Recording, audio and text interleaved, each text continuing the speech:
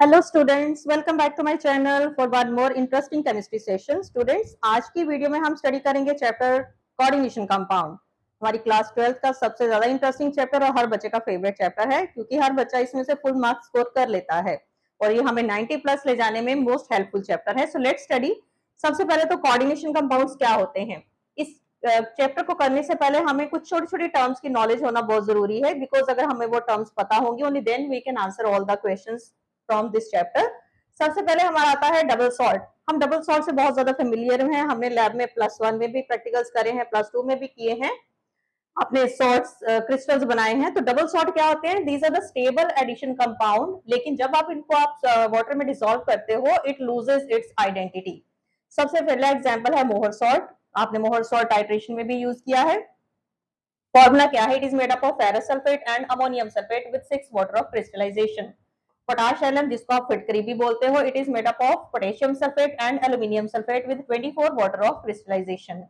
Coordination compound और इसमें difference क्या है? कोऑर्डिनेशन कंपाउंड भी इन्हीं की तरह ही मिलकर डबल सॉल्ट्स की तरह ही एडिशन कंपाउंड्स होते हैं, लेकिन इसके अंदर क्या है, ये कॉम्प्लेक्सेस की फॉर्म में होते हैं in which central atom is attached with a fix number of ligands. Central atom के आसपास फिक्स नंबर ऑफ लाइगेंड्स होते हैं। लाइगेंड क्या होते हैं? जिनके अंदर इलेक्ट्रॉन डोनेट करने की पावर होती है, and they form coordinate bond.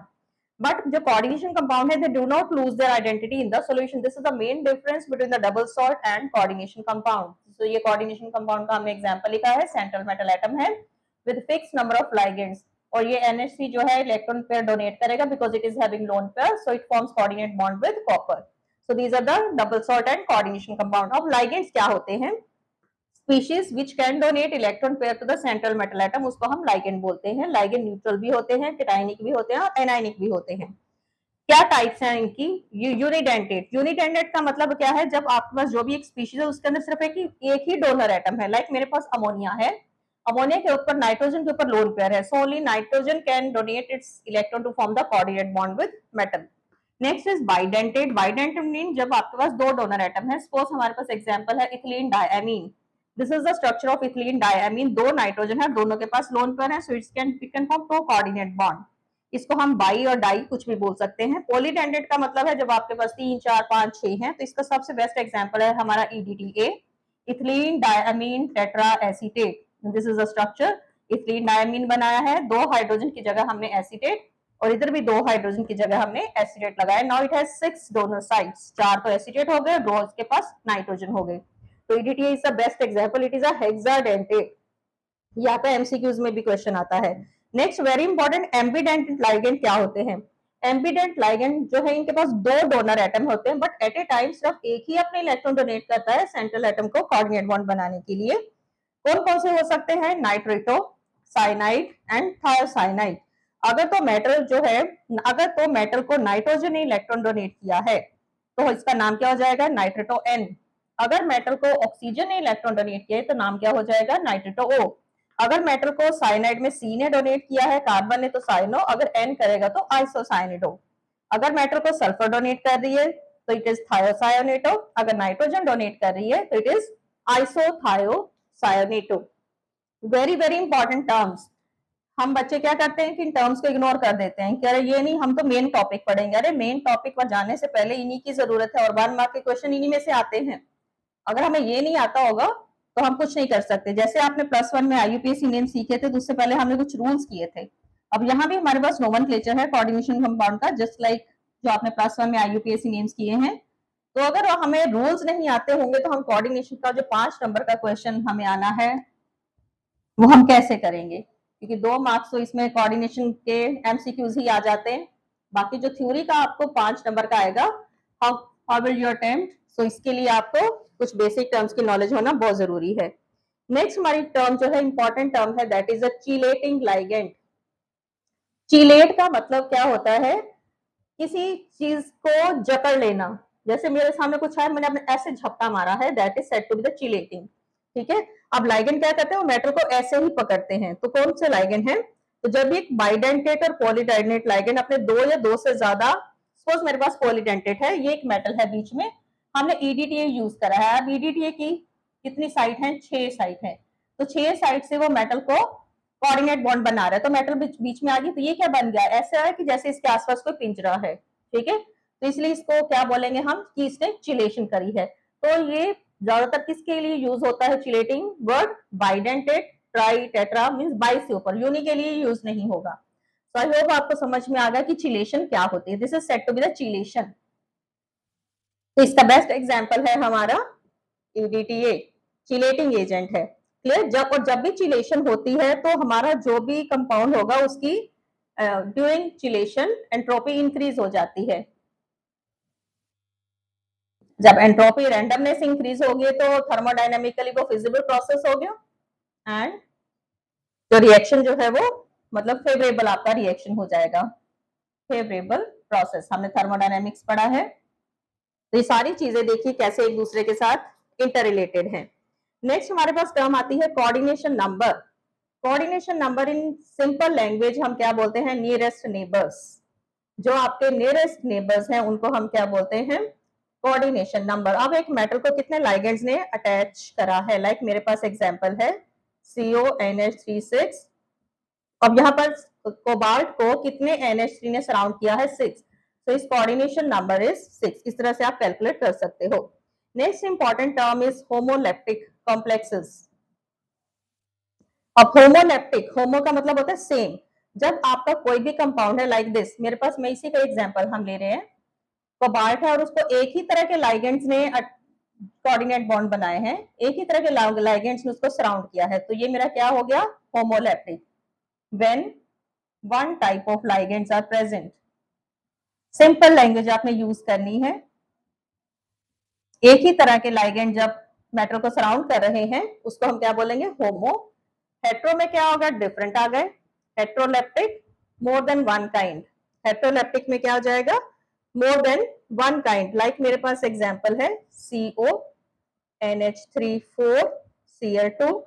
अब मेरे पास जो CO है, चार तरफ NH3 है, दो तरफ Cl है, ठीक है? तो 6 लाइगेंड्स ने सराउंड किया। यहाँ 6 के 6 अमोनिया थे तो ये होमो हो गया। यहाँ पर डिफरेंट आ गए हैं।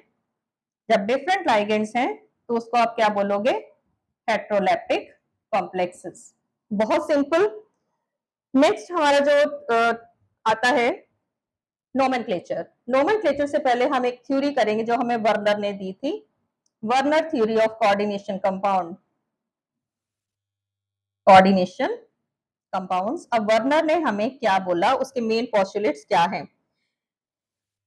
कोई भी जो कोऑर्डिनेशन कंपाउंड है, it bear two types of valencies, two types of valency. कौन कौन सी? Primary valency and secondary valency. Primary valency क्या है? किसी भी मेटल की ऑक्सीडेशन स्टेट। सेकेंडरी वैलेंसी क्या हमें बताती है? किसी भी मेटल का कोऑर्डिनेशन नंबर। वेरी इंपॉर्टेंट, ये 1 मार्क हमें ये चीजें भी पूछ ली जाती है। सोचो कितना आसान है। प्राइमरी ऑक्सीडेशन स्टेट कैलकुलेट कर लो, सेकेंडरी वैलेंसी पूछी है तो कोऑर्डिनेशन नंबर आप बता दो। नेक्स्ट हमें ये क्या बताता है कि each metal atom has fixed secondary valency. Primary valency तो वेरी कर सकती है, ऑक्सीडेशन स्टेट वेरी करती है, लेकिन एक एटम को कितने लाइगेंड ने अटैच करना है? कोबाल्ट के पास 6 ही होते हैं, तो उसकी कोऑर्डिनेशन नंबर 6 ही रहेगा हमेशा। थर्ड चीज, प्राइमरी वैलेंसी जो है, it is satisfied by negative ion, by negative ions. और जो सेकेंडरी वैलेंसी है, it leads to the geometry of your compound. Geometry किससे पता चलती है? सेकेंडरी वैलेंसी से पता चलती है। अगर तो कोऑर्डिनेशन नंबर है 4 तो ज्योमेट्री क्या हो सकती है? टेट्राहेड्रल हो सकती है, स्क्वायर प्लेनर हो सकती है। अगर कोऑर्डिनेशन नंबर 6 है, ज्यादातर कोऑर्डिनेशन नंबर हम 4 और 6 की बात करते हैं, तो it is octahedral. In any case अगर कोऑर्डिनेशन नंबर 5 आ जाता है तो हमारी ज्योमेट्री क्या आ जाती है? Pentagonal, it is trigonal bi pyramidal geometry, trigonal bi pyramidal geometry. तो ये हमें कोऑर्डिनेशन नंबर से पता चलेगा कि हमारी ज्योमेट्री हमारे कंपाउंड की कैसी है। तो आपको ये कुछ भी 1 मार्क में पूछा जा सकता है। So let's start the nomenclature. आपको कोऑर्डिनेशन कंपाउंड में से क्वेश्चन आते हैं, स्ट्रक्चर दिया होगा, आपने नाम लिखने होंगे, नाम दिया होगा तो आपने फॉर्मूला लिखना होगा। तो भी आपने नोमेनक्लेचर कैसे लर्न करना है। अगर आपने एनसीईआरटी चैप्टर बिल्कुल भी नहीं पढ़ा है, नो नीड टू वरी, बिल्कुल भी डरने की जरूरत नहीं है। जस्ट ये आधे 30-40 मिनट्स की वीडियो देखिए, इसमें कंप्लीट चैप्टर आपका एक्सप्लेनेशन है और इसी में से आपको क्वेश्चंस आने हैं। बस इसके नोट्स बनाइए और अच्छी तरह से इस चैप्टर को आप रट लो, डेफिनेटली पूरे के पूरे मार्क्स आपके हैं। हर फ्राइडे और संडे को मैं +2 के हर टॉपिक की वीडियोस अपलोड कर रही हूँ, so don't forget to watch the videos. Nomenclature of coordination compound. अब इसमें क्या है, रूल्स, हम कुछ रूल्स लिखेंगे। जब भी आपने नेमिंग करनी है, write name of cation first,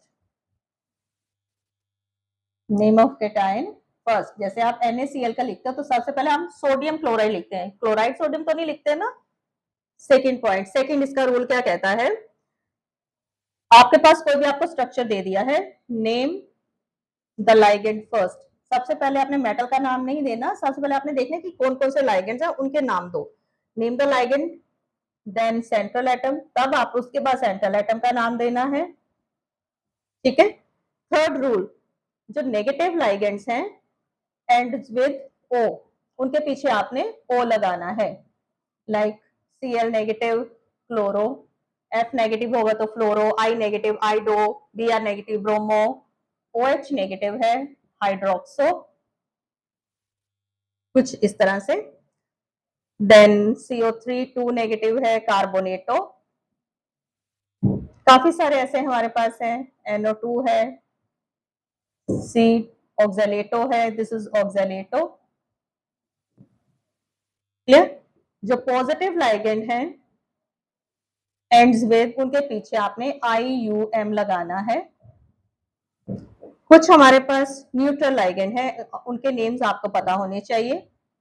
maximum बच्चों को ये रूल्स नहीं पता होते, इसलिए उनकी मिस्टेक हो जाती है। अब न्यूट्रल लाइगेंड्स कौन कौन से हैं, वेरी इंपॉर्टेंट। फर्स्ट है आपका ethylene methylamine, second ethylene diamine, CH3NH2, CH2NH2, CH2, this is methylamine, this is diethylamine, इसको आप इथिलीन डायमीन भी बोल सकते हो। ये सारे आपके न्यूट्रल हैं। pyridine, रिंग के ऊपर 5 कार्बन और 1 नाइट्रोजन है, दिस इज pyridine। अगर कहीं H2O लिखा है तो आपने एक्वा लिखना है, अगर कहीं NH3 लिखा है तो आपने एमीन लिखना है, लेकिन उसके बीच में डबल M लगाना है। अगर CO लिखा है तो आपने उसको कार्बोनिल बोलना है, अगर CS लिखा है तो आपने उसको थायोकार्बोनिल बोलना है। ये कुछ इंपॉर्टेंट पॉइंट्स हैं हमारे। अगर लाइगेंड्स बहुत ज्यादा हैं, 3-4 लाइगेंड्स हैं, ठीक है, for different types of ligands अगर लगे हैं तो फिर आपने नेमिंग कैसे करनी है। अगर डिफरेंट टाइप ऑफ लाइगेंड्स हैं देन फॉलो अल्फाबेटिकली, तो हमने अल्फाबेटिकल ऑर्डर फॉलो करना है। अगर आपके पास एक ही टाइप के लाइक NH3 2 है, 3 है, 4 है, तो आपने क्या लिखना है, more than one kind of, more than one kind of ligand अगर आपके पास है, तो अगर 2 है तो उसके लिए आपने बाई, ट्राई, टेट्रा। और अगर कॉम्प्लेक्स लाइगेंड, जैसे ये वाले लाइगेंड कॉम्प्लेक्स होते हैं, इसका शॉर्ट फॉर्म होता है EN, ठीक है। अगर कॉम्प्लेक्स लाइगेंड है तो आपने बाई, ट्राई नहीं यूज करना, फिर आपने क्या यूज करना है, बिस, ट्रिस, 3 के लिए ट्रिस, 4 के लिए टेट्रा किस, जैसे EDT है, ठीक है। इस तरह के लिए हमने कॉम्प्लेक्स के लिए ये नंबरिंग हमने करनी पड़ती है हमें। देन नेक्स्ट चीज क्या है, अगर तो आपका कॉम्प्लेक्स जो है आयनिक है, अगर एनाइनिक कॉम्प्लेक्स है, और anionic complex it means metal तो ब्रैकेट कॉम्प्लेक्स के अंदर है, एनाइनिक अगर कॉम्प्लेक्स है, मेटल के एंड में आपने मेटल एंड्स विद 8, तो आपने मेटल के साथ ATE लगाना है। नेक्स्ट रूल कहता है ऑक्सीडेशन स्टेट ऑलवेज मेटल की आपने रोमन में लिखनी है, ठीक है, रोमन, लाइक 1 2 है तो ऐसे, 3 है तो ऐसे, एंड ऑलवेज इन ब्रैकेट। और जब भी आपने नेमिंग करनी है तो उनके बीच में आपने कोई भी गैप नहीं छोड़ना है। चलिए हम 2-4 एग्जाम्पल करते हैं ताकि आपको क्लैरिटी हो जाएगी। और all these examples are from your NCERT। हम जो भी चीज कर रहे हैं strictly related to your NCERT, nothing is from outside. So complete video is NCERT level based for your board point of view. So as everyone can got full marks. चलिए हमारे पास एक स्ट्रक्चर है CrNH3 थ्राइस H2O थ्राइस और बाहर है Cl3. तो सबसे पहले फर्स्ट स्टेप हमें देखना है कि आपका कॉम्प्लेक्स केटाइनिक है एनाइनिक है. जो ब्रैकेट वाली चीज है उसको आपने अलग कर देना है, जो बाहर है उसको आपने अलग कर देना है. सपोज मैंने यहाँ से सेपरेटिंग कर दी, ब्रैकेट वाली चीज जो है वो लेफ्ट हैंड साइड पे चली जाएगी और जो बाहर है ब्रैकेट के वो कहाँ गया, राइट हैंड साइड पे. जो लेफ्ट हैंड साइड पे चलेगी उसके ऊपर पॉजिटिव चार्ज, जो राइट हैंड साइड पे चलेगी वो मीन्स उसको हम केटाइनिक बोलते हैं और इसको हम एनाइन बोलते हैं. अब आपकी जो मेटल है वो किसके अंदर है, केटाइन के अंदर है. So this complex is केटाइनिक.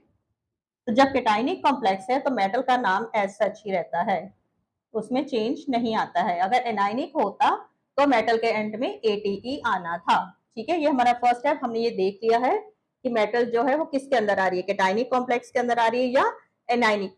Now ligands, ligand कौन से हैं, अमोनिया है, इसको हमने एमीन लिखना है. ट्राइमीन हो गया, 3 है तो मैं इसके आगे ट्राई लगाऊंगी. वाटर है, वाटर न्यूट्रल है तो इसके लिए हमने एक्वा लिखना है और 3 है तो ट्राई लगेगा. चलिए सबसे पहले then oxidation state of chromium. Water जो है न्यूट्रल है, NH3 भी न्यूट्रल है. तो अब क्या, X Cl के ऊपर कितना चार्ज होता है, -1. हमने ऑक्सीडेशन स्टेट पढ़ी है +1 में. तो ये हमारा क्या हो गया, X, ये सारा तो 0 है. तो X -3 is equal to 0, X is equal to +3. तो क्रोमियम की ऑक्सीडेशन स्टेट क्या आ गई हमारी, +3. और इसको हमने कैसे लिखना है, like this. So let's name this compound. चलिए हमारे इस कंपाउंड का नेमिंग क्या होगा, ट्राई एमीन. 3 ही मेरे पास वाटर है, try aqua, try amine, try aqua, chromium tree chloride. ये आपको समझने हैं बिकॉज ये क्वेश्चन हमें आना ही आना है. चलिए नेक्स्ट एग्जांपल हम ले रहे हैं, हमारे पास ये है. अगेन फर्स्ट स्टेप मैंने स्प्लिट कर देना है, ब्रैकेट वाली चीज को अलग, जो भी चीज है. आप देखिए मेरी ब्रैकेट वाली चीज जा रही है राइट साइड पे, तो ये मेरा क्या हो गया, एनाइनिक कॉम्प्लेक्स. एनाइनिक कॉम्प्लेक्स में मेटल के एंड में क्या आएगा, ATE. मेरी मेटल कौन सी है इसमें, मरकरी. ठीक है, मरकरी है तो मरकरी को मैंने कैसे लिखना है, मर्क्यूरेट, ATE लगा दिया. तो ये मेरा केटाइन है, name of cation is written first, हमने रूल में पढ़ा है. तो पोटेशियम की ऑक्सीडेशन स्टेट निकालिए, K के ऊपर +1 चार्ज होता है तो ये हो गया 2. मेटल की हमने निकालनी है, 2 + x, क्लोरीन के ऊपर -1, 4 है तो ये हो गया -4. It is equal to 0, x is equal to 2. तो मरकरी की ऑक्सीडेशन स्टेट मेरे पास कितनी आई है, 2. और मुझे इसको ऐसे लिखना है. So name it, it is potassium. 4 ligand है तो टेट्रा क्लोरिडो, नेगेटिव है तो पीछे O लगेगा, पोटेशियम टेट्रा क्लोरिडो मर्क्यूरेट, ऑक्सीडेशन स्टेट 2. तो बहुत सिंपल है, बस थोड़ा सा आपको एक बार समझने की जरूरत है. नेक्स्ट कंपाउंड, इसका नेम क्या होगा, पोटेशियम टेट्रा साइनिडो. अब निकल एनाइनिक कॉम्प्लेक्स है, निकलेट, ATE लगा दिया. अब इसमें ऑक्सीडेशन देखिए, ये 4 पॉजिटिव ये 4 नेगेटिव, तो 0 ऑक्सीडेशन स्टेट आएगी. नेक्स्ट हम कंपाउंड कर लेते हैं COF2. एक कॉम्प्लेक्स लाइगेंड वाला भी मैंने आपको करवा दिया है. अब देखिए इसमें लाइगेंड कौन से हैं, फ्लोरिडो है और इथिलीन डायमीन है.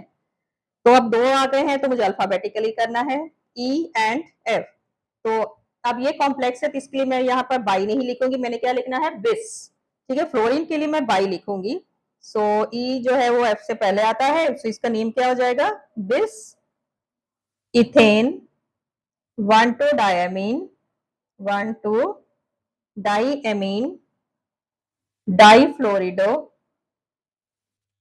कोबाल्ट 3 और ये जो ClO4 है इसको हम पर क्लोरेट बोलते हैं, इसके ऊपर भी माइनस चार्ज होता है, ये दिया नहीं होगा, हमें पता होना चाहिए। फ्लोरीन के ऊपर भी माइनस है, 2 यहाँ से 1 यहाँ से, तो कोबाल्ट की ऑक्सीडेशन स्टेट क्या आ गई 3। बाहर क्या लिखेंगे हम, पर क्लोरेट, इसका नाम होता है ClO4 को हम पर क्लोरेट बोलते हैं। चलिए next, Pt Br Cl C5H5N pyridine then NH। अब देखिए कितने ज्यादा लाइगेंड है हमारे प्लाटिनम को जिन्होंने सराउंड किया है। अब इनका नेमिंग हमने अल्फाबेटिकली, ये बी, ये सी, ये pyridine, ये अमीन, तो ए सबसे पहले आएगा। चलिए नेमिंग स्टार्ट करते हैं इसकी। It is amine, bromido, chlorido, pyridine, platinum. Platinum की ऑक्सीडेशन स्टेट देखिए कितनी है, Br के ऊपर -1 चार्ज होता है, Cl के ऊपर -1 चार्ज होता है, एंड ये तो न्यूट्रल है हमारा, तो ये क्या आ जाएगा, प्लाटिनम 2। तो इस तरह से ये आपका नोमेनक्लेचर है, द वेरी इजी, लेकिन प्रैक्टिस की जरूरत है। एक बारी करने से हमें समझ नहीं आएगा, कम से कम 4-5 पर करिए, डेफिनेटली आपको अच्छी तरह से समझ में आ जाएगा। नेक्स्ट इंपॉर्टेंट टॉपिक जो है एमसीक्यूज में भी आता है और थ्योरी में एज सच भी क्वेश्चन आ जाते हैं, दैट इज आइसोमेरिज्म। अब आइसोमेरिज्म क्या होता है, हमने लोअर क्लासेस में भी पढ़ा है, 10th +1 में भी पढ़ते आए हैं। टू और more compounds having same molecular formula but different arrangement of atoms और groups which can change the structure, उसको हम क्या बोलते हैं, आइसोमेरिज्म। तो आइसोमेरिज्म दो तरह से है हमारे सिलेबस में, structural as well as stereo isomerism. तो हमने दोनों ही डिस्कस करने हैं। स्ट्रक्चरल आइसोमेरिज्म जिसमें स्ट्रक्चर में चेंज आता है, स्टीरियो आइसोमेरिज्म जिसमें स्पेशियल अरेंजमेंट जो है एटम्स और ग्रुप्स का डिफरेंट हो जाता है। तो सबसे हम पहले बात करेंगे structural isomerism. Same molecular formula but different structures. इसकी 4 टाइप्स होती है। तो फर्स्ट टाइप इसके अंदर, ठीक है, ये मेन थी हमारी स्ट्रक्चर। अब इसकी जो आगे 4 टाइप्स हैं that we are going to discuss. तो सबसे पहले हमारी टाइप जो है आइसोमेरिज्म की, that is ionisation. Ionisation isomerism. अब आयोनाइजेशन क्या है, same molecular formula but different ions in the solution. Definition पता हो तो हम एग्जांपल इजीली कर लेते हैं। कैसे आएगा, आपको एक दिया होगा, आपने उसका सेकंड आइसोमर बनाना है, आपको जैसे ये दिया है और आपको आएगा write it second ionisation isomer. अब यहाँ पर देखिए ये मेरा कंपाउंड है, ये ब्रैकेट में एक चीज दी है और ये बाहर है, बाहर क्या है, सल्फेट। तो मेरा सेकंड आइसोमर देखिए मैंने इसका क्या बनाना है। हमारे पास आप किसको किसके साथ एक्सचेंज कर सकते हो, ये तो न्यूट्रल है, तो हम आयनिक को आयनिक के साथ ही करेंगे ना। So I will replace Br with sulphate. Sulphate को अंदर ले आओ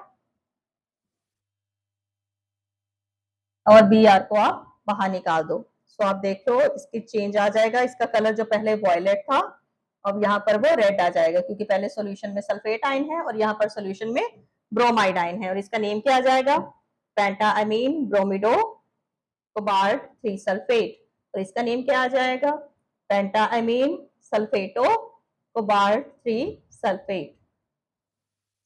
पेंटाअमीन सल्फेटो cobalt 3 bromide.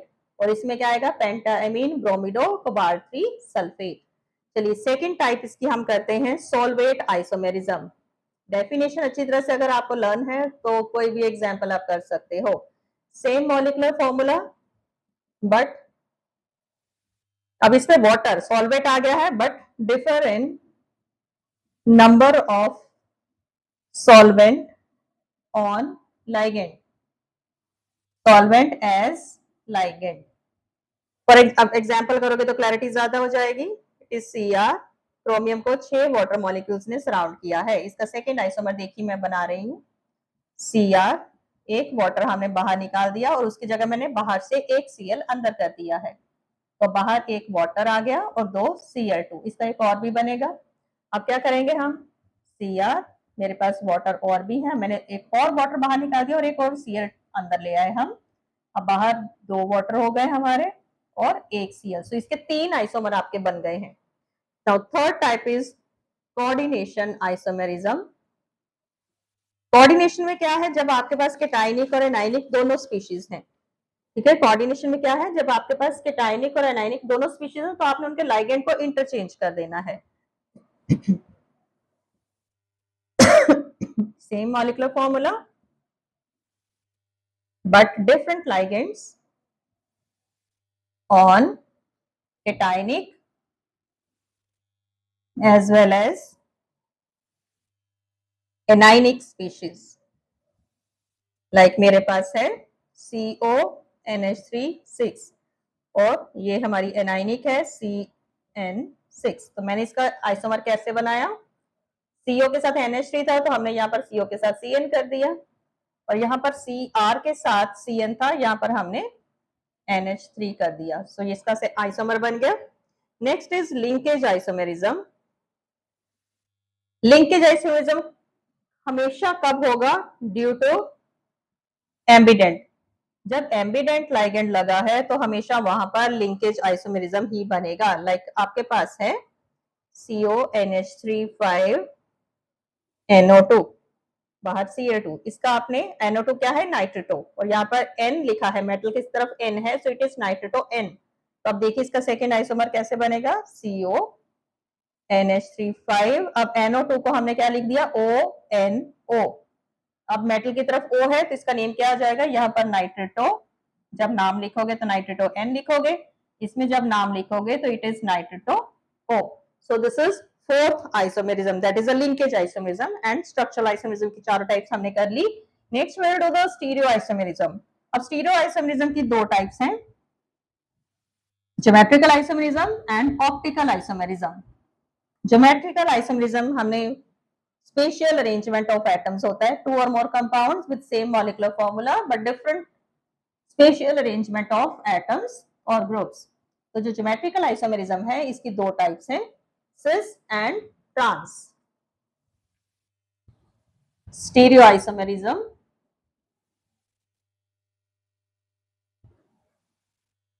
Two types,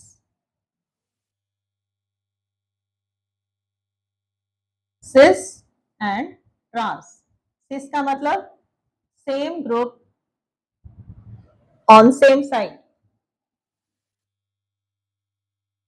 trans का मतलब same group on opposite side. बहुत सिंपल, एक एक एग्जांपल करेंगे तो हमें क्लैरिटी हो जाएगी। तो जो ज्योमेट्रिकल आइसोमेरिज्म है जो कि सिस और ट्रांस शो करता है, ये कोऑर्डिनेशन नंबर 4 में भी आता है एंड कोऑर्डिनेशन नंबर 6 में भी आता है। तो चलिए हम सबसे पहले उन कंपाउंड्स का डिस्कस करते हैं जिनके अंदर कोऑर्डिनेशन नंबर 4 है। लाइक हमारे पास कंपाउंड है प्लैटिनम NH3 2Cl2। चलिए इसका हम बनाते हैं। अब 4 है तो स्क्वायर प्लेनर स्ट्रक्चर होगा इसका, बीच में प्लैटिनम है, these are the coordinate bond. अब जब दोनों ग्रुप सेम साइड पे होंगे तो ये हो गया हमारा सिस। जब दोनों ग्रुप ऑपोजिट साइड पर होंगे तो वो क्या हो जाएगा हमारा ट्रांस।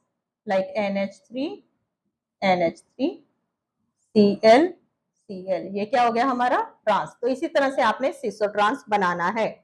अब हम बात करेंगे कोऑर्डिनेशन नंबर 6 के अंदर। लाइक हमारे पास स्ट्रक्चर है, फॉर्मूला है NH3 4Cl2। अब इसका नेबरिंग नंबर देखिए, नियरेस्ट नेबर कितने हैं, 6, तो कोऑर्डिनेशन नंबर हो गया 6। अब इसका हम कैसे बनाएंगे, ऑक्टाहेड्रल ज्योमेट्री होती है इसकी। So let's draw. ये आपका कोबाल्ट बीच में है, दिस इज ऑक्टाहेड्रल स्ट्रक्चर। अब आपने इसका सिस और ट्रांस कैसे बनाना है। अब आपके पास 4 तो NH3, अब हम जो कम है उसको लेकर चलेंगे। जब 2 Cl पास पास में है, बाकी 4 जगह आप NH3 लिख दो। जब दोनों Cl पास पास में हैं तो वो क्या हो गया आपका सिस। जब दोनों Cl एक दूसरे से दूर चले गए तो वो क्या हो जाएगा आपका ट्रांस। अब दोनों Cl को हम दूर दूर कर देते हैं, नहीं यहाँ पर ऊपर नीचे हम कर देते हैं, दूर दूर चले गए, बहुत दूर चले गए, नाउ इट इज ट्रांस। तो इस तरह से coordination number 4 and coordination number 6 दोनों में ही आता है। Now what happened if you have bidentate ligand. Coordination number 6 है ठीक है, फर्स्ट एग्जाम्पल, सेकेंड एग्जाम्पल। अब कोऑर्डिनेशन नंबर में अगर आपका जो लाइगेंड है वो बाइडेंटेट आ गया है, इफ बाइडेंटेट लाइगेंड, तब आपने कैसे करना है। मैंने सारे के सारे एग्जाम्पल आपको करवा दिए हैं ताकि आपको बिल्कुल भी प्रॉब्लम नहीं आए। अब इसको आप कैसे एडजस्ट करोगे, लुक Cl2, ठीक है, दोनों Cl सेम साइड पे हैं जब, अब मेरे पास कौन सी चार, अब En जो है वो बाइडेंटेट है, इसे दो, एक En है, दो साइड लेनी है, तो मैं इसका कैसे बना सकती हूँ, एक En दो साइड, एक En मैंने यहाँ दोनों साइड में फिट कर दिया और एक En हमारा यहाँ पर आ गया, ये हो गया सिस। अब इसका ट्रांस बनाएंगे, ट्रांस में देखिए CO, दोनों Cl हमने ले लिए हैं दूर दूर, एक En इधर, एक En इधर, तो ये क्या हो गया हमारा trans. So this is all about geometrical isomerism. Next हम बात करेंगे ऑप्टिकल आइसोमेरिज्म की। ऑप्टिकल आइसोमेरिज्म, इससे रिलेटेड क्वेश्चन आता है आपको। अब ऑप्टिकल आइसोमेरिज्म क्या है, ऑप्टिकल आइसोमेरिज्म जो है वो कायरल कंपाउंड्स जो है वो देते हैं, they are not superimposable mirror images of each other, तो इन कंपाउंड्स को हम ऑप्टिकल कंपाउंड्स बोलते हैं और यही ऑप्टिकल आइसोमेरिज्म बनाते हैं। तो अब हमने सपोज ऑप्टिकल आइसोमेरिज्म हमने बनाना शो करना है इस कंपाउंड के अंदर। चलिए, अब ऑप्टिकल आइसोमेरिज्म में हमने बोला they are not superimposable mirror images, इनकी टाइप्स क्या होती हैं, जैसे ज्योमेट्रिकल में तो होती है सिस और ट्रांस, इसमें हम क्या बोलते हैं डेक्स्ट्रो एंड लीवो, ठीक है। अगर आपका इस साइड, अभी मैं बनाकर आपको दिखाती हूँ, लाइक हमारे पास ये कंपाउंड है,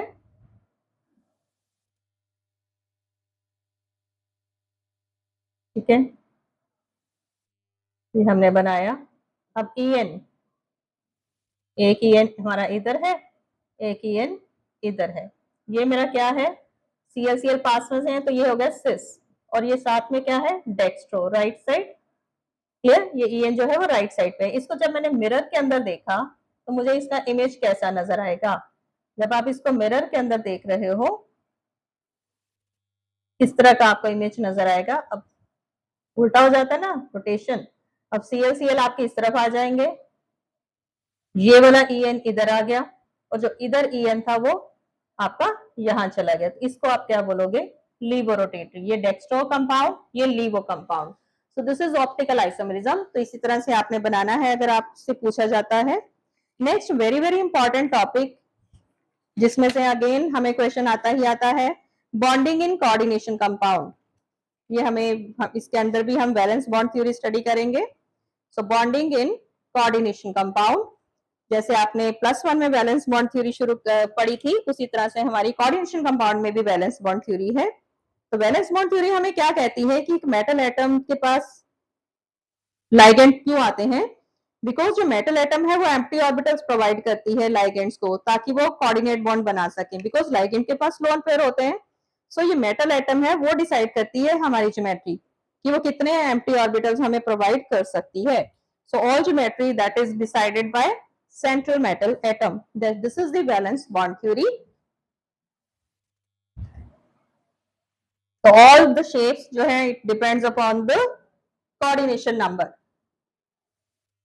अगर लाइगेंड 4 है तो मेटल को 4 वैकेंट ऑर्बिटल्स प्रोवाइड करने पड़ेंगे, अगर लाइगेंड आपके 6 हैं तो मेटल को 6 प्रोवाइड करने पड़ेंगे। तो depending upon the ligands coordination number के अकॉर्डिंगली हमारी ज्योमेट्री कैसी हो सकती है। अगर हमारा कोऑर्डिनेशन नंबर 4 है, ज्योमेट्री टेट्राहेड्रल या स्क्वायर प्लेनर हो सकती है, ठीक है। बॉन्डिंग इन कोऑर्डिनेशन कंपाउंड,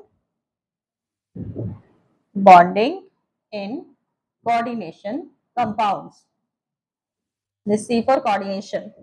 इसके अंदर हम डिस्कस करेंगे VBT, that is valence bond theory. ये क्या कहती है, the metal ligand, number of metal ligand coordinate bond, metal और लाइगेंड के अंदर जो कोऑर्डिनेट बॉन्ड है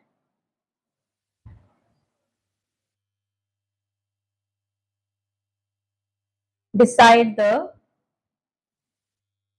ज्योमेट्री ऑफ योर कंपाउंड। कैसे, अगर तो मेटल और लाइगेंड ने 4 बॉन्ड बनाए हैं, ठीक है, अगर कोऑर्डिनेशन नंबर 4 है, हाइब्रिडाइजेशन क्या हो गई sp3, क्या हो सकती है ज्योमेट्री? टेट्राहेड्रल। अगर 4 है लेकिन हाइब्रिडाइजेशन DsP2I है तो ज्योमेट्री क्या हो सकती है? Square planar. अगर 5 है तो हाइब्रिडाइजेशन होगी sp3d और it is trigonal bi pyramidal.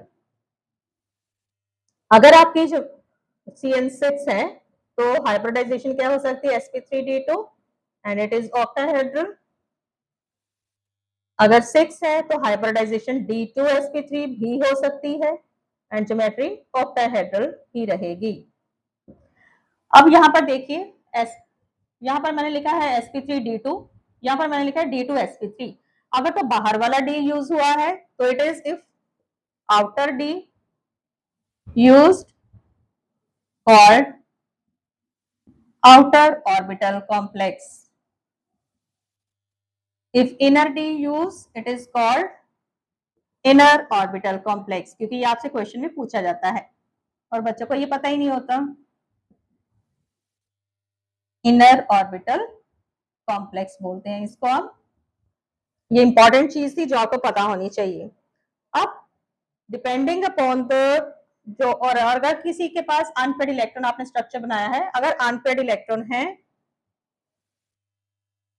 तो वो पैरामैग्नेटिक होता है, अगर नहीं है ऑल पेयर्ड तो वो क्या होता है? Diamagnetic. Paramagnetic are attracted by magnetic field, diamagnetic are not attracted by magnetic field. Now we will discuss crystal field theory. Crystal field theory क्या कहती है कि अगर आपके पास एक मेटल है, मेटल के अंदर डी ऑर्बिटल है, जैसे ही लाइगेंड्स ने मेटल को अप्रोच किया तो मेटल की जो डी ऑर्बिटल है, 5 डी ऑर्बिटल है, ये आपस में स्प्लिट हो जाते हैं। चलो ये हम डायग्रामेटिकली बनाकर देखते हैं। तो ये जो हमारी क्रिस्टल फील्ड थ्योरी है, ये ऑक्टाहेड्रल और टेट्राहेड्रल दोनों के लिए अलग अलग है। लाइक मेरे पास ये मेटल है, सबसे पहले मैं ऑक्टाहेड्रल का बना रही हूँ। This is for octahedral. ये बहुत इंपॉर्टेंट है और अच्छी तरह से आपने करना है। As soon as a ligand approach, d orbital split into 2 parts. ठीक है, कौन कौन से 2 पार्ट्स में? 5 थे, दे स्प्लिट इनटू 3 and 2। जो नीचे वाले 3 हैं इनको हम T2G बोलते हैं, जो ऊपर वाले 2 हैं इनको हम EG बोलते हैं। जो नीचे वाले 3 हैं ये कौन कौन से हैं? DXY, DYX, DXZ। जो ऊपर वाले 2 हैं DX square minus Y square and DZ square.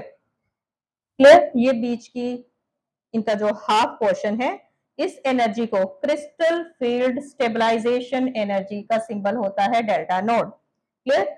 अब जो EG ऑर्बिटल है वो कितने डेल्टा नोड के ऊपर, ये दिस इज द डिफरेंस, ये टोटल डिफरेंस हमें क्या बता रहा है? Crystal field stabilization energy. जो EG ऑर्बिटल है दे आर 3/5 डेल्टा नोड और जो T2G हैं they are 2/5 delta node. Octahedral complex में T2G की वैल्यू क्या होती है? 2/5 CFST और इसके केस में ये होती है। और अगर हम बात करें, and one more very important thing, अगर आपकी crystal field stabilization energy pairing से लेस है तो हमारी पेयरिंग नहीं होगी। सपोज आपके पास 6 इलेक्ट्रॉन्स हैं तो 6 इलेक्ट्रॉन्स, हंस क्या कहता है कि पहले सिंगली फील्ड करो फिर पेयरिंग स्टार्ट करो। तो सपोज यहाँ पर 4 हैं आपके पास, you have to fill 4 electron, तो 3 तो आपके आ गए यहाँ पर।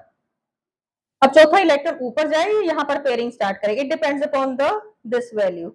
अगर तो आपके डेल्टा नोड की वैल्यू पेयरिंग एनर्जी से कम है, नो पेयरिंग, तो आपका इलेक्ट्रॉन ऑब्वियसली उसमें जाएगा। अगर ज्यादा है, only then pairing takes place. Very important point, pairing इसीलिए होती है। ठीक है, नो पेयरिंग है इट मींस आपका जो लाइगेंड है वो वीक है, अगर पेयरिंग होती है तो आपका लाइगेंड जो है वो स्ट्रांग है। तो इसके लिए आपको कुछ एक लाइन ऑर्डर में स्ट्रेंथ के अकॉर्डिंगली मैंने एक लाइन लिखी है, वो आपको लर्न करनी है। स्ट्रेंथ के अकॉर्डिंगली, लाइगेंड की स्ट्रेंथ, ये आपके लिए बहुत इंपॉर्टेंट लाइन है। इसी के अकॉर्डिंगली हमें आंसर्स देने हैं आपने। तो up to water weak ligand, उसके बाद हमारे स्ट्रॉन्ग लाइगेंड शुरू होते हैं। NH3 स्ट्रॉन्ग है, EN स्ट्रॉन्ग है, कार्बोनिल स्ट्रॉन्ग है, CN स्ट्रॉन्ग है। ठीक है, up to water weak, then उसके बाद हमारे स्ट्रॉन्ग लाइगेंड शुरू होते हैं। तो ये हमारा था ऑक्टाहेड्रल के लिए। Now for tetrahedral complexes. Tetrahedral के लिए CFT हम बता रहे हैं, ये आपके 5 ऑर्बिटल थे, जैसे ही लाइगेंड आया दे स्प्लिट। अब इसमें स्प्लिटिंग कैसे होती है? 2 नीचे 3 ऊपर, उल्टा हो गया, EG नीचे आ गया और T2G आपका ऊपर चला गया। तब इसमें क्या होगा, उल्टा हो गया, तो ये 3/5 डेल्टा नोड होगा और ये आपका 2/5 डेल्टा नोड होगा। ये बहुत इंपॉर्टेंट पॉइंट है। और जो कोऑर्डिनेशन कंपाउंड्स हैं, व्हाई दे लुक कलर, क्योंकि वो सारे के सारे कलर्ड होते हैं। तो क्वेश्चन आता है तो आप आंसर क्या लिखोगे, डी ट्रांजिशन। इलेक्ट्रॉन यहाँ से यहाँ जंप करके ऊपर जाते हैं, फिर नीचे आते हैं, so d transition takes place coordination compound में। So this d transition is responsible for the colour of your compound. Coordination compound जो है बहुत बहुत वाइडली यूज होते हैं हमारी इंडस्ट्रीज में, बहुत ज्यादा इनकी इंपॉर्टेंस है। तो कहाँ कहाँ इनकी इंपॉर्टेंस है, मेडिसिन, मेडिकल फील्ड में ये यूज होते हैं, इंडस्ट्रीज में यूज होते हैं। जो हमारा EDTA है, इथाइलिन डायमीन टेट्रा एसीटेट, जो हमारा हेक्साडेंटेट लिगेंड है, ये लेड पॉइजनिंग के लिए यूज होता है। Then it is also used to remove hardness from water, so lot of industrial uses. Then in bio में आप देखो, आपका जो हीमोग्लोबिन है, हीमोग्लोबिन के अंदर किस चीज का कॉम्प्लेक्स है, आयरन का कॉम्प्लेक्स है। विटामिन B12 साइनोकोबालामाइन, कोबाल्ट का कॉम्प्लेक्स है। क्लोरोफिल, इतना इंपॉर्टेंट कंपाउंड, मैग्नीशियम का कॉम्प्लेक्स है। सो lot of uses in biology, in physics, in chemistry regarding coordination compound. अब एक बहुत इंपॉर्टेंट क्वेश्चन आपको CFT से रिलेटेड बता रही हूँ, एक कर लो, आपको समझ में आ जाएगा। हमारे पास एक कंपाउंड है, very very important, PYQ is strongly paramagnetic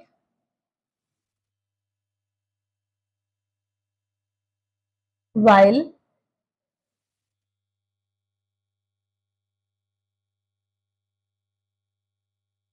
it is weakly paramagnetic। इस तरह के काफी क्वेश्चन आपको 2 या 3 नंबर में आते हैं, तो हम एक डिस्कस करते हैं। चलिए, सबसे पहले तो है मेरा आयरन, इसका आपने सॉल्यूशन कैसे करना है। सबसे पहले जो भी आपकी मेटल होगी उसकी आपने ग्राउंड स्टेट कॉन्फ़िगरेशन लिखनी है। आयरन की ग्राउंड स्टेट कॉन्फ़िगरेशन क्या होती है, 4s2 3d6 एटॉमिक नंबर होता है। अब यहाँ पर वाटर न्यूट्रल है, तो कंपाउंड के अंदर आयरन की ऑक्सीडेशन स्टेट क्या है, क्या नजर आ रही है हमें, +3। अब मैं इसकी एक्साइटेड स्टेट कॉन्फ़िगरेशन लिखूंगी। नाउ Fe3 पॉजिटिव की क्या आ गई, जो भी इलेक्ट्रॉन निकलता है सबसे पहले आउटर मोस्ट शेल में से निकलता है, तो इसकी कॉन्फ़िगरेशन क्या होगी, 4s0 3d5। चलिए अब हंट्स के अकॉर्डिंगली बनाते हैं। ये तो हुआ S का, ये 0 हो गया है। D के 5 होते हैं, 5 ऑर्बिटल्स बनाएंगे हमने, 5 बना लिए, 3d 5 टिका है। So Hunt ने क्या बोला है, we have to arrange the electron singly, only then pairing start. So what is the number of unpaired electron? Unpaired electrons का सिंबल स्मॉल n होता है, so number of unpaired electron 5, बहुत ज्यादा है ये unpaired electron। So strong paramagnetic, जितने unpaired electron ज्यादा होंगे तो मैक्सिमम अनपेड इलेक्ट्रॉन 5 ही हो सकते हैं, उसके बाद तो पेयरिंग ऑब्वियसली स्टार्ट होनी है। So it show strongly paramagnetic. Hybridization देखिए इसकी, हम हाइब्रिडाइजेशन कैसे करेंगे। इसके पास 6 लाइगेंड है, 6 वाटर है। अब आप देखिए कि इसके पास ये वाला डी जो है, वाटर अब स्ट्रॉन्ग है या वीक है, वाटर जो है इट्स अ वीक लाइगेंड, ठीक है। तो वीक लाइगेंड है, water is weak, water is weak ligand, तो इसकी जो डेल्टा नोड है लेस देन P होगी, नो पेयरिंग, पेयरिंग नहीं करेगा। तो अब ये 6 वाटर मॉलिक्यूल्स जो इलेक्ट्रॉन ऑक्सीजन लोन पेयर देगा कहाँ जाएंगे, 4s 3d। अब s के बाद 4 का p भी आएगा, ठीक है, आपका कॉन्फ़िगरेशन 4p खाली है, तो यहाँ पर ऑक्सीजन जो है अपने लोन पेयर देगा। 3 कोऑर्डिनेट यहाँ हो गए, 3 और चाहिए हमें, ठीक है।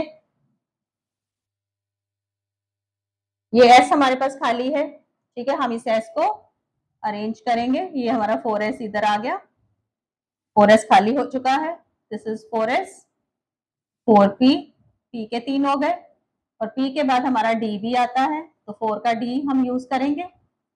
अब मेरे पास 6 चाहिए मुझे, एक ये ऑर्बिटल मिल गया मुझे, 2 3 4 5 और 6, तो इनके साथ जो हमारा वाटर है उनका ऑक्सीजन जो है वो कोऑर्डिनेट बॉन्ड बनाएगा। तो आप हाइब्रिडाइजेशन चेक करिए, क्या आ गया इसकी हाइब्रिडाइजेशन, sp3d2। तो यहाँ पर बाहर वाला d यूज है, अंदर वाला d तो 3 था, बाहर वाला d क्या है, 4 का है, so it is outer orbital complex, इसको हम आउटर ऑर्बिटल कॉम्प्लेक्स बोलते हैं। और जो आउटर ऑर्बिटल कॉम्प्लेक्स होते हैं उनको हम हाई स्पिन कंपाउंड भी बोलते हैं। ये सारी चीजें बहुत बहुत ज्यादा इंपॉर्टेंट हैं। तो ये केस तो हो गया हमारा इसका। चलिए let's now do the second part. FeCN6, CN is strong ligand. Okay, चलिए इसकी ऑक्सीडेशन स्टेट हमें पता है Fe3 पॉजिटिव। यहाँ भी इसकी नहीं, यहाँ पर इसकी ऑक्सीडेशन स्टेट क्या है अब 2 CN के ऊपर। चलिए इसकी ऑक्सीडेशन स्टेट पहले तो निकालते हैं। CN6, इसमें आप देखिए आयरन इसके ऊपर है -1 चार्ज साइनाइड के ऊपर। तो इसमें हमारे जो आयरन है उसकी ऑक्सीडेशन स्टेट क्या आ जाएगी 6 4 6 -2। इसकी हमारी ऑक्सीडेशन स्टेट आती है इसमें 2। ठीक है, तो इसकी कॉन्फ़िगरेशन हमारी क्या बन जाएगी इसमें,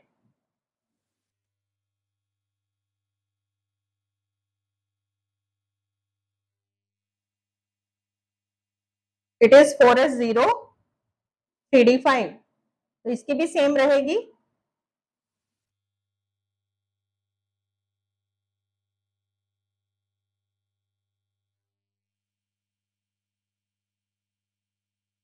four S zero 3d5 to oxidation state आएगी इसकी। तो लेट्स कैलकुलेट, बनाइए इसका हंट्स के अकॉर्डिंगली जल्दी से। ये डी के 5 जिसमें हमारे 5 हैं, ये है हमारा 4s, ये है हमारा 4p। चलिए अब CN इज स्ट्रॉन्ग लाइगेंड, ये पेयरिंग करेगा बिकॉज इसमें जो डेल्टा नोड है it is greater than p। ठीक है, इसमें हमारी जो डेल्टा नोड है, डेल्टा नोड के ऊपर ही सारा डिपेंड करता है कि वो पेयरिंग एनर्जी से ज्यादा है या कम है। सो यहाँ पर पेयरिंग होगी। अब आप देखिए ये हमारा 3D है, अब ये स्ट्रॉन्ग लाइगेंड है, इसने पेयरिंग के लिए फोर्स किया।